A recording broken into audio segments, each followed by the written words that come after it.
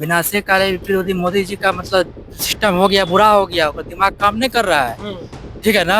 अब फॉरवर्ड का कोई भी सरकार हो, फॉरवर्ड का शोषण हुआ है। हम मानते हैं कि जैसे कि समानता सबको मिलनी चाहिए, भेदभाव किसी के साथ नहीं है, उस चीज का हम स्वागत करते हैं। सीधा सीधा आप समझिए कि जो अमीर है वो गरीब पे शोषण कर रहा है, और अमीर हर वर्ग में लोग हैं, गरीब हर वर्ग में लोग। हायर एजुकेशन ग्रहण कर रहा है ना, सारे समाज का लोग कर रहा है, सारे जाति का लोग कर रहा है। मतलब जाति को दबाना, एक दूसरे से लड़ाना, वैसे ही जाते हैं। कि मेरा कहना है कि जो दोनों पक्ष का आदमी रहना चाहिए, 50-50%, 50 स्वर्ण का रहना चाहिए, 50 दलित समाज का रहना, तभी तो फैसला होगा ना। यूजीसी के नए नियम के खिलाफ लगातार देश भर में विद्रोह चल रहा है। विरोध प्रदर्शन उत्तर प्रदेश सहित राजधानी दिल्ली और कई राज्यों में यूजीसी का विरोध चल रहा है नए नियम के खिलाफ। क्या यूजीसी का बिल सवर्णों के खिलाफ है? क्या यूजीसी के बिल से कॉलेज में छात्र और छात्राओं के बीच में भेदभाव उत्पन्न होगा?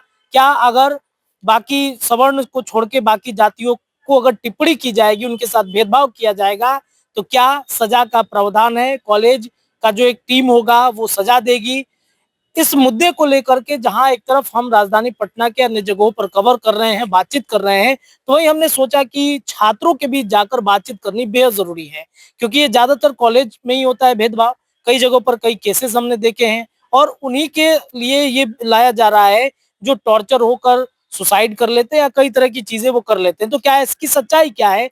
कॉलेज के कैंपस के अंदर सैदपुर हॉस्टल पटना में हम लोग मौजूद हैं, और यहाँ पर सिर्फ एक ही जाति के यहाँ पे छात्र नहीं है, विभिन्न जातियों के छात्र यहाँ पर हैं, तो उनसे बातचीत करते हैं।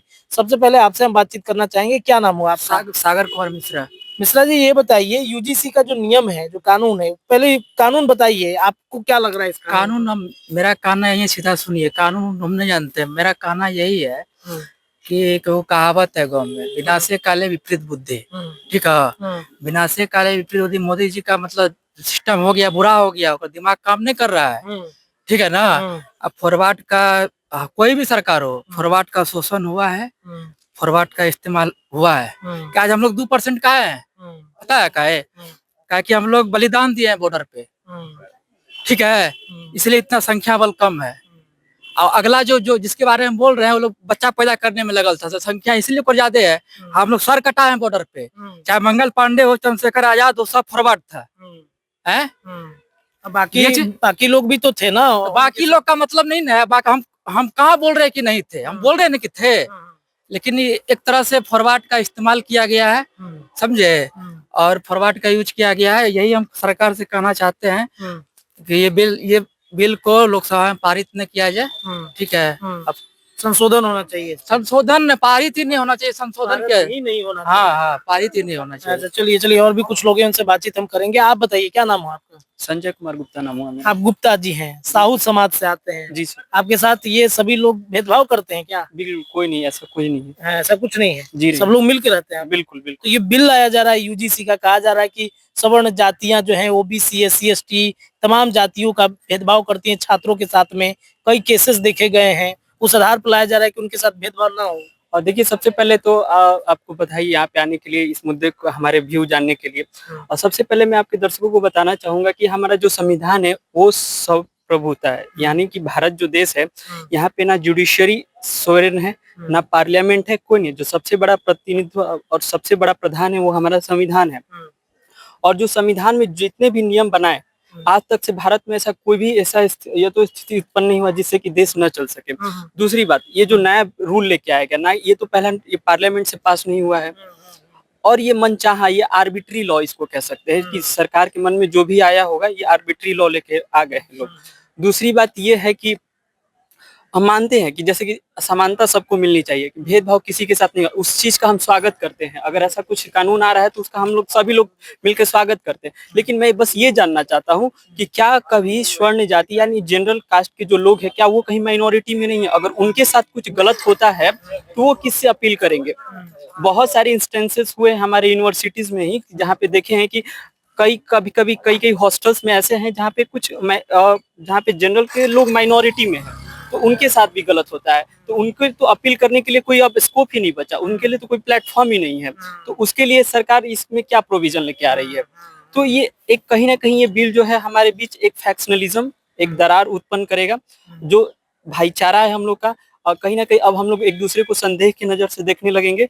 तो हम चाहते हैं कि इसमें जरूर से जरूर संशोधन हो। मतलब आप चाह रहे हैं कि जो अपर कास्ट की जातियां हैं सब लोगों को- उनके साथ भी हाँ, भेदभाव होता है, बिल्कुल तो होता उनके है। लिए भी एक नियम कानून होना चाहिए। बिल्कुल सबको अपील करने का मौका मिलना चाहिए। हाँ। जैसे कि मैं अगर मेरे साथ कुछ गलत हुआ तो मैं अपील कर सकूं, तो मेरा जो भाई है जो किसी भी जाति से बिलोंग कर रहा है, या अपर कास्ट हो लोअर कास्ट किसी, उसको भी अपील करने का उतना ही मौका मिलना चाहिए, क्योंकि ये संविधान आर्टिकल 14 इक्वालिटी सबको देता है। चलिए साहू समाज से आते हैं, तो ये तो भाई बहुत अच्छी बात कह रहे हैं कि भाई अपर जातियां जो हैं उनके लिए भी एक बनना चाहिए, संशोधन होना चाहिए उसमें। बिल्कुल संशोधन होना चाहिए। देखिए यूजीसी का हम लोगों को विरोध नहीं है, हम लोग विरोध नहीं कर रहे हैं, स्वागत कर रहे हैं कि आप विश्वविद्यालय से जातिवाद, रंग के आधार पर कोई विकलांग है तो उसको लंगड़ा कह देना, ये सब के लिए अगर ला रहे हैं नियम कानून, बहुत बढ़िया कानून है।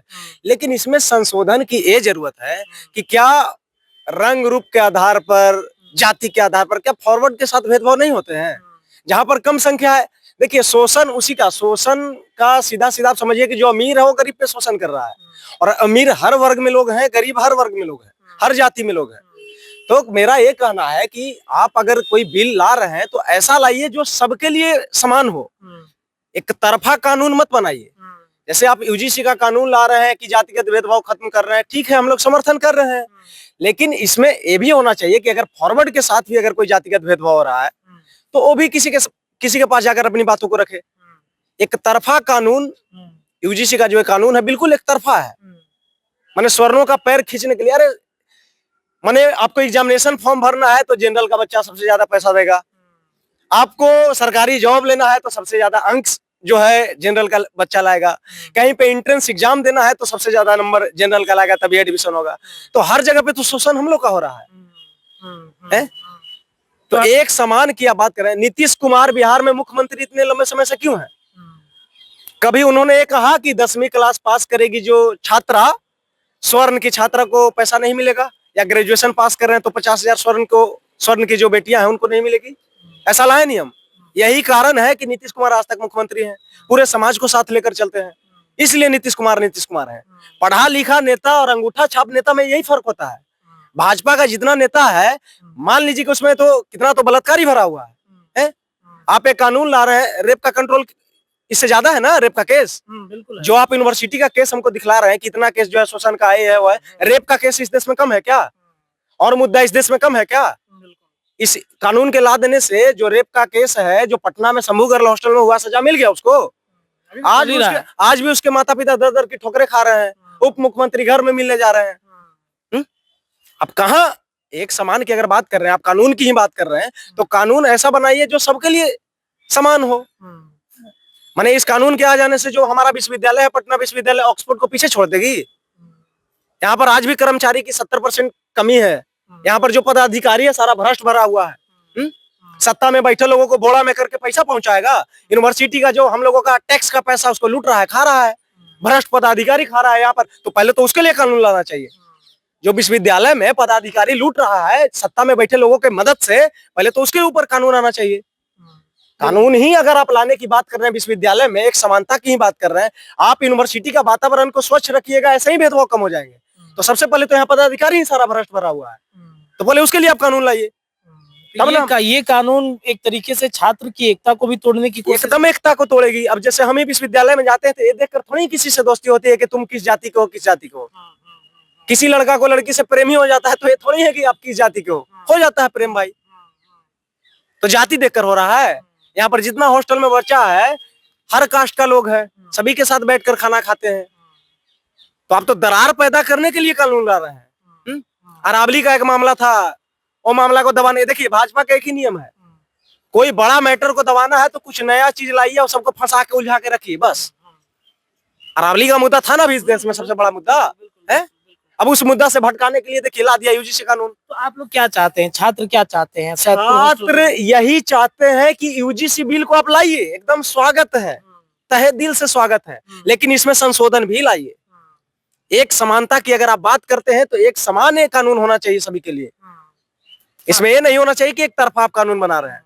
आपका नाम क्या हुआ? मेरा नाम बालाजी है, मैं पटना विश्वविद्यालय में बीएन कॉलेज का स्टूडेंट रिप्रेजेंटेटिव हूँ, छात्र संघ चुनाव में जीता हुआ प्रत्याशी हूँ। चलिए, तो बहुत अच्छी बात कही बालाजी ने और बहुत शानदार बात कही कि भाई इतने सारे देश भर में मुद्दे हैं, रेप केसेस हो रहे हैं, महिलाओं के साथ इतने सारे गलत चीजें हो रही हैं, उसके लिए कोई ठोस कानून नहीं बल्कि छात्र छात्राओं के मानसिक रूप से दबाव डालने के लिए कई सारे कानून लाइए ताकि छात्र इसी में परेशान रहें और जीवन उनका बर्बाद हो। ये बहाली तो निकालेगी नहीं हाँ। सरकार, बहाली निकालना नहीं है, हाँ। पढ़ किस ले रहा है छात्र? हायर एजुकेशन यहाँ पीएचडी कर करके छात्र मारा मारा चल रहा है, पीएचडी करके स्टूडेंट ग्रुप डी का फॉर्म भर रहा है।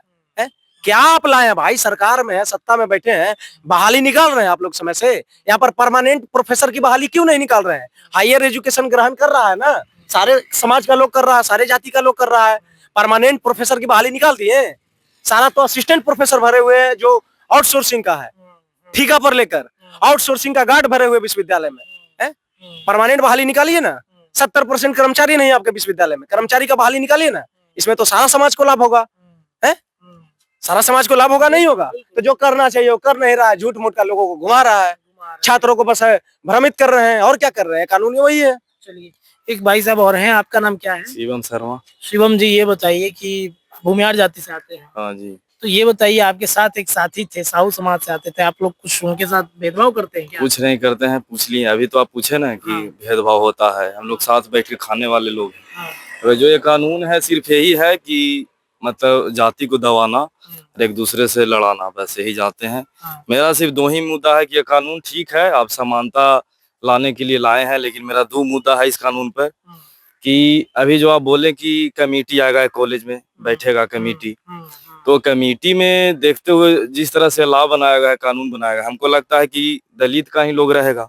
ये मेरा कहना है कि जो दोनों पक्ष का आदमी रहना चाहिए, 50-50%, 50 स्वर्ण का रहना चाहिए, 50 दलित समाज का रहना, तभी तो फैसला होगा ना। तभी तो एक तरफा फैसला हो जाएगा। और दूसरा त्रुटि है कानून में कि अगर मान लीजिए फर्जी केस होता है और पता लगता है कि केस फर्जी था, मतलब फंसाया गया है कोई निजी काम से, तो फिर उसको पर भी आपको कुछ एक्शन लेना चाहिए। और अगला आदमी अगर पकड़ा जाता है कि वो गलत केस किया है तो उसको भी सजा होनी चाहिए। हमको कहना में ही सिर्फ दो ही आपका मुद्दा है? हाँ, इस दो ही मुद्दा है, यही दो त्रुटि है। बाकी हम सब को चाहते हैं सब एक समान है और सब जाति ठेमे, ये सब लड़ाने का प्रयास नहीं करिए। सिर्फ यही कहना है कि सरकार झूठ मूठ का खेल करता है कि हिंदू राष्ट्र बनाना है। हमको तो नहीं लगता है कि ये सब कानून लाने से कोई राज उज बनने वाला है। अब एक तरह से लड़वा रहे हैं, ऊंचा और नीचा जाति पहले भी कर रहे थे, आज भी कर रहे हैं। चलिए, देखिए, तो सैदपुर हॉस्टल के छात्रों से हमारी बातचीत हो रही थी और सबसे बड़ी बात है कि इसमें एक जाति के कोई छात्र नहीं है। आपने सुना ही, एक साहू समाज से भी आने वाले एक छात्र हैं और काफी ज्यादा उन्होंने कहा कि जिस तरीके से, और देखिए आप, अच्छा, आप यादव समाज से हैं, सैदपुर हॉस्टल में रहते हैं, क्या पढ़ाई करते हैं आप? मेरा बीए ऑनर्स है इकोनॉमिक्स से। तो आपके साथ भेदभाव होता है क्या इसमें? नहीं, बिल्कुल आपको तो कुछ नहीं कहा जाता कि ओबीसी से हैं कि क्या है आपको? एकदम शान से हम लोग रहते हैं, कॉलेज जाते हैं रोज, कोई दिक्कत साथे नहीं। जाते हैं, मतलब एकदम। कोई कुछ बोलता नहीं ना है? ना। तो ये जो कानून है इसके बारे में जानते हैं, यूजीसी कानून के बारे में? क्या ये जो है जातिवाद कर रहा है और जाति को तोड़ने में लगा हुआ है, समानता को तोड़ने में लगा है। मतलब हम लोग एक जाति से है या अलग भी जाति से, तो दोस्त तो है ना। अब उसमें असमानता ला देगा तो उससे हम झगड़ा करेंगे। अगर मान लीजिए मेरा ही गलती है लेकिन हम उस पर एक्ट लगा दिए तो वो फंस जाएगा फालतू में, उसका डिग्री भी बर्बाद हो जाएगा। तो ये सब है समाज में जाति, ओबीसी जातियों को या आपकी जो जाति है, यादव समाज से आप आते हैं, आपको तो लगता होगा कि नहीं मेरे हक में आया है फैसला? अभी तो लग रहा है हक में आया है, बाद में अगर मान लीजिए अभी स्वर्ण समाज दब गया, बाद में सरकार की ऐसी नीति है कि ये बरकरार रखेगा, बाद में कहेगा एससी एसटी से ऊपर है ओबीसी, ओबीसी दबा रहा है एससी एसटी को, तो कहेगा एससी एसटी से ओबीसी को लड़वाएगा। फिर मतलब ये समानता चलाते रहेगा, अपना नेतागिरी के चक्कर में है, देश को बर्बाद कर देगा देश को। चलिए, ठीक है, तो कई जातियों के छात्रों से हमने बातचीत की। बात यहाँ जाति की नहीं है, बात यहाँ सिर्फ छात्र एकता की है कि छात्र एकता क्या इस यूजीसी के नए कानून के आने से छात्र एकता बरकरार रहेगी या फिर नहीं। फिलहाल न्यूजी के लिए पटना से रिपोर्ट आप सभी दर्शकों के बीच रख रहा था। ये रिपोर्ट पर आपकी क्या प्रतिक्रिया है, अपनी प्रतिक्रिया कमेंट में डालिए। बहुत बहुत धन्यवाद।